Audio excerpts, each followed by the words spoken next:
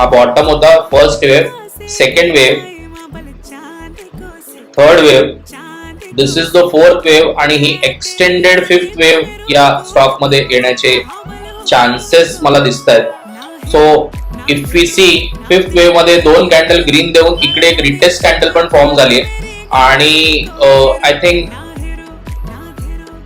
Safer साईडला 375 वरती हा स्टॉक नक्की बाय आहे. सो ही लेवल मी इथे मार्क करतो 373.90 आणि याचं जर आपण टार्गेट बघितलं तर कुठेतरी हा ऑल टाइम हायच्या जवळपास आहे आणि ऑल टाइम हायच्या जवळपास असल्या कारणामुळे याला एक राऊंड नंबरचे टार्गेट आपण कन्सिडर करू शकतो. 400 रुपयापर्यंत, 440, 450 रुपयापर्यंत आपल्याला हा स्टॉक नक्कीच प्रॉफिट देऊ शकतो किंवा टार्गेट देऊ शकतो.